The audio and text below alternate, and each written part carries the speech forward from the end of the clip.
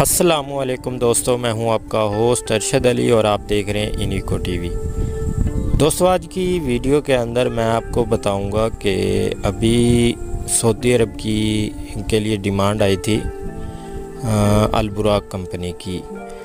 तो इसके इंटरव्यू के अंदर क्लाइंट ने कुछ टेक्निकली सवालात किए हैं जो कि शायद कुछ लोगों को ना आए हों और कुछ बेहतर एक्सपीरियंस रखने वाले जो बंदे हैं उनको पता हो। तो इसके बारे में मैंने वीडियो बनाई है और काफ़ी लोगों ने कमेंट के ज़रिए से कुछ सवालात किए हैं, कुछ ने कॉल करके पूछा है। तो मेरी तमाम दोस्तों से गुजारिश है कि जितने भी आपको इंटरव्यू के अंदर, मैकेनिकल के इंटरव्यू के अंदर क्वेश्चन नहीं आए, चाहे आप सुपरवाइज़र हैं, ठीक है, फैब्रिकेटर हैं, फिटर हैं, हेल्पर हैं, असिस्टेंट फिटर हैं, ठीक है, आपको इंटरव्यू के अंदर सवालात नहीं आए, वो सवालात मुझे कमेंट किया करें ताकि मैं उसके ऊपर नई से नई वीडियो बनाता रहूं और सारे जितने भी मैकेनिकल के दोस्त हैं उन तक नई से नई इंफॉर्मेशन पहुंचती रहे। तो अभी जो नए व्यूज़र हैं वो हमारे चैनल को लाजमी सब्सक्राइब कर लें और साथ बेल आइकॉन पे क्लिक कर लें। तो सबसे पहले मेरा क्वेश्चन है, JSA का एब्रीविएशन क्या होता है और ये कैसे तैयार किया जाता है और JSA का मकसद क्या होता है। तो सबसे पहले मैं इसका एब्रीविएशन बता देता हूँ आपको। JSA का एब्रीविएशन होता है जॉब सेफ्टी एनालिस्ट, ठीक है। JSA का एक और नाम भी यूज़ किया जाता है प्लांट के अंदर, JHA। JSA और JHA दोनों एक ही चीज़ हैं, ठीक है, सिर्फ इनके अंदर नाम का फ़र्क है, ठीक है। JHA का एब्रीविएशन होता है जॉब हज़ार्ड एनालिस्ट, ठीक है। उसके बाद मैं आपको बता देता हूँ ये कैसे तैयार किया जाता है। JSA को कभी भी एक बंदा तैयार नहीं करता। JSA को तैयार करने के लिए मुख्तलिफ हाई क्वालिफाइड और जो एक्सपीरियंस शुदा बंदे होते हैं वो काम यानी जॉब के दौरान पेश आने वाले हज़ार्ड को कंट्रोल करने की तदबीर बनाते हैं, मुख्तलिफ अपने व्यू से बनाते हैं, हर बंदा अपने व्यू से बनाता है। तो इस तरह से जो भी वो तदबीर बनाते हैं, तो नया जो भी बंदा आता है वो इस तदबीर को पढ़ के जॉब को सेफ्टी के साथ कंप्लीट कर सकता है। इसके अलावा JSA के 4 स्टेप्स होते हैं। वो स्टेप्स कौन कौन से हैं मैं आपको बता देता हूँ, ठीक है। तो सबसे पहला जो स्टेप है वो है कि सबसे पहले आपने जॉब को सेलेक्ट करना है जिसके लिए आप JSA तैयार करने जा रहे हैं। उसके बाद नंबर 2 पे है, जो आपने जॉब सेलेक्ट की है इसको आपने मुख्तलिफ हिस्सों में स्टेप के अंदर आपने तकसीम कर देना है। इसके बाद नंबर 3 पे पॉइंट है, ये जो आपने स्टेप तकसीम किया है इनके अंदर से आपने हज़ार्ड को तलाश करना है, ठीक है। पहले आपने क्या किया, जॉब को सिलेक्ट किया, उसके बाद आपने जॉब को मुख्तलिफ हिस्सों में तकसीम कर दिया। अब इस जो स्टेप्स हैं जॉब्स के, मुख्तलिफ स्टेप्स के अंदर से आपने हज़ार्ड को तलाश करना है। और नंबर 4 पे है जी हमारा हज़ार्ड से कैसे बचा जा सके, इसकी हिफाजती तदाबीर आपने बतानी है। क्या उसके बाद है जी JSA का मकसद क्या होता है। JSA का मेन मकसद होता है हज़ार्ड को कंट्रोल करना। जो भी जॉब्स के दौरान पेश आते हैं ख़तरात, उनको सेफ्टी के साथ हमने जॉब को कंप्लीट करना है और ख़तरात को कैसे कंट्रोल करना है, ठीक है। मसलन हमारा कोविड-19 अभी आया हुआ है, तो कोविड-19 एक हमारा हज़ार्ड है, तो इसका कंट्रोल कैसे तैयार किया होगा। तो कंट्रोल इसका ये है कि आपने मास्क पहन के रखना है, ठीक है, 2 मीटर की दूरी बनाए रखनी है एक दूसरे से। उसके बाद एक दूसरे को हाथ नहीं मिलाना, ठीक है, और हैंड वाश करने हैं। हैंड वाश करने के बाद सैनिटाइज़र का इस्तेमाल करना है, ठीक है। तो ये था इसका कंट्रोल, यानी कि हमने कोविड-19 को कंट्रोल कैसे करना है, ठीक है। यानी हमारा जो JSA है, JSA का मकसद होता है कि जब भी कोई सुपरवाइज़र नई जॉब को स्टार्ट करता है तो वो JSA को पहले रीड कर लेता है, जिससे सुपरवाइज़र को सेफ्टी से जॉब को कंप्लीट करने में आसानी रहती है। ये था हमारा JSA। इसके अलावा मैं स्क्रीन पर भी शो कर दूंगा, जिससे अगर कोई रीड करना चाहे JSA को तो वो इसे पढ़कर तमाम जो हज़र्ड्स हैं उनके कंट्रोल को भी पढ़ सकता है, वो सामने लिखे होंगे। ठीक है, तो ये था हमारा JSA। इसके बाद मेरा अगला क्वेश्चन है, पाइप के OD और ID के दरमियान क्या होता है।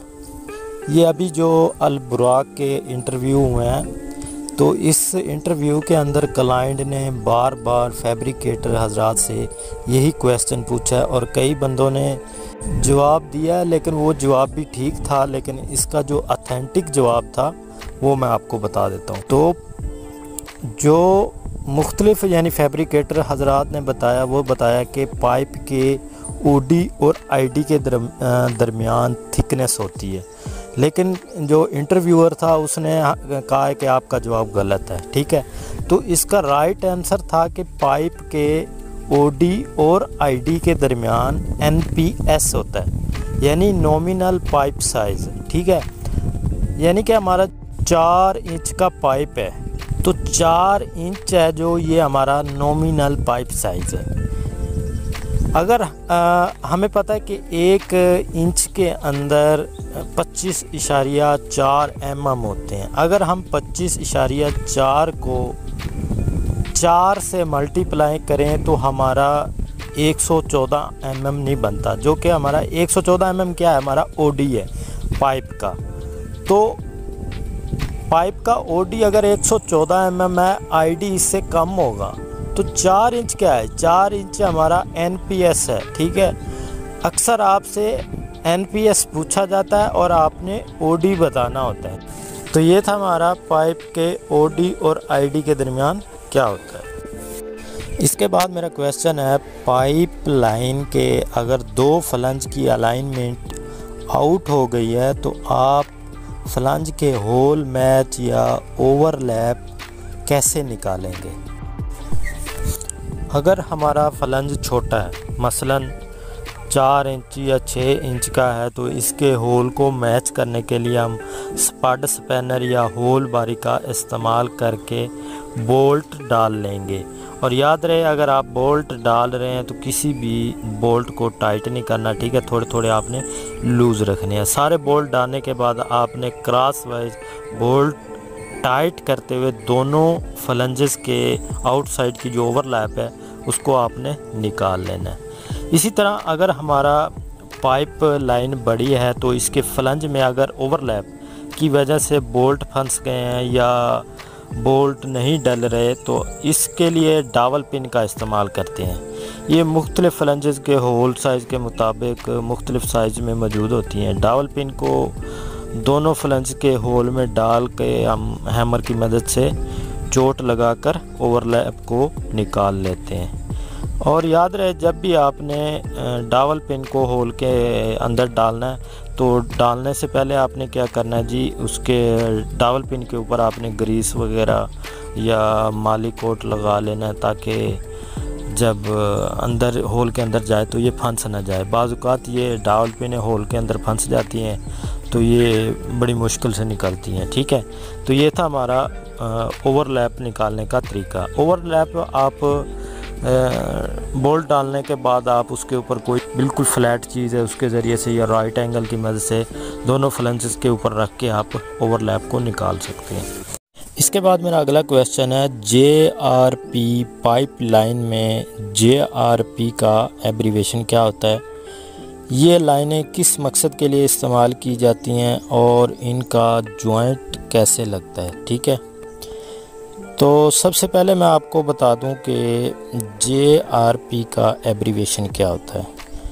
JRP का एब्रीवेशन होता है ग्लास रेनफोर्स्ड प्लास्टिक। ठीक है, इसको फाइबर लाइन भी कह देते हैं, FRP लाइन भी कह देते हैं। FRP का मतलब होता है फाइबर रेनफोर्स्ड प्लास्टिक, ठीक है। उसके बाद ये फाइबर की लाइनें ज़्यादातर केमिकल या एसिड के लिए इस्तेमाल की जाती हैं, ठीक है। और अगर हमने इनका जॉइंट लगाना है तो जॉइंट लगाने का एक प्रॉपर तरीका है, वो मैं आपको बता देता हूँ। तो सबसे पहले जिस भी आपने लाइन को जॉइंट लगाना है तो दोनों जो पाइप हैं उनके ऊपर ग्राइंडर की मदद से आपने पफ लगा लेनी है, ठीक है। और ये पफ तकरीबन दोनों पाइपों के तकरीबन 4-4 इंच पूरे राउंड में लगा लेनी है, ठीक है आपने।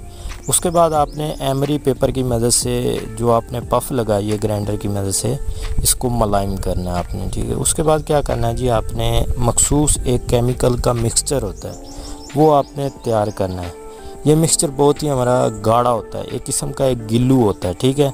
इसके अंदर राइजन और हार्डनर होता है, ठीक है। ये एक ख़ास किस्म का गिल्लू जिसे हम समत बाउंड कह सकते हैं, जो कि दोनों पाइपों को जोड़ने के लिए इस्तेमाल किया जाता है, ठीक है।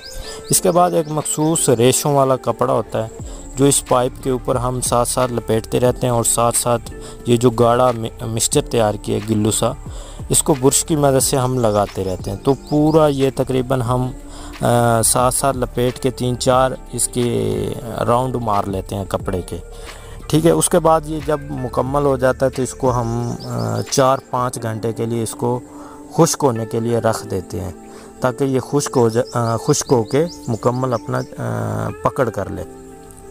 तो इस तरह से एक जॉइंट लगा लेते हैं हम फाइबर पाइपलाइन का, ठीक है। इसके बाद मेरा क्वेश्चन है, फ्लोट वाल का क्या काम होता है। फ्लोट वाल हमारा ज़्यादातर कूलिंग टावर के अंदर लगाया जाता है। कूलिंग टावर के अंदर जब भी पानी का लेवल डाउन होता है तो ये फ्लोट वाल ऑटो पे खुल के पानी की फिलिंग करने लग जाता है, ठीक है।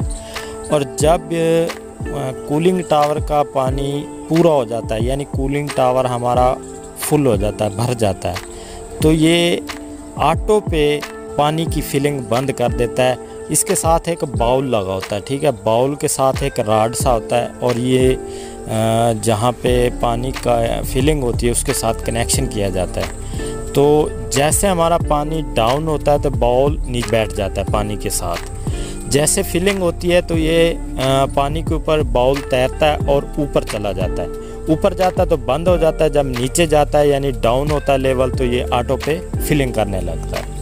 तो ये था हमारा फ्लोट वाल। इसके बाद मेरा अगला क्वेश्चन है, फिंगर सेवर का क्या काम होता है। जब भी हम हैमर की मदद से स्ट्राइकिंग स्पैनर या डावल पिन के ऊपर चोट लगाते हैं तो हाथ को चोट लगने से बचाने के लिए फिंगर सेवर का इस्तेमाल करते हैं, ताकि जब भी हम हैमर की मदद से चोट लगा रहे हैं वो हमारे हाथ के ऊपर ना लगे। तो हाथ की उंगलियों को बचाने के लिए हम फिंगर सेवर का इस्तेमाल करते हैं। फिंगर सेवर हमारा स्टैकिंग स्पैनर को होल्ड भी करता है और उसको नीचे गिरने से भी बचाता है। तो ये था हमारा फिंगर सेवर। इसके बाद मेरा अगला क्वेश्चन एक दोस्त ने पूछा था कि सबसे हैवी रेटिंग फ्लंज कौन सा होता है। तो इसके ऊपर मैंने पहले एक वीडियो बना चुका हूँ, लेकिन आपको फिर भी बता देता हूँ। हैवी रेटिंग जो फ्लंज होता है वो 2500 का होता है। अक्सर फ्लंज के ऊपर लिखे भी होते हैं ANSI 2500, 150, 300, इस तरह मुख्तलिफ फ्लंजेस की रेटिंग लिखी होती है, ठीक है। तो हैवी रेटिंग होती है हमारी 2500। अगर हमारी वीडियो अच्छी लगे तो हमारे चैनल को ज़रूर सब्सक्राइब करें।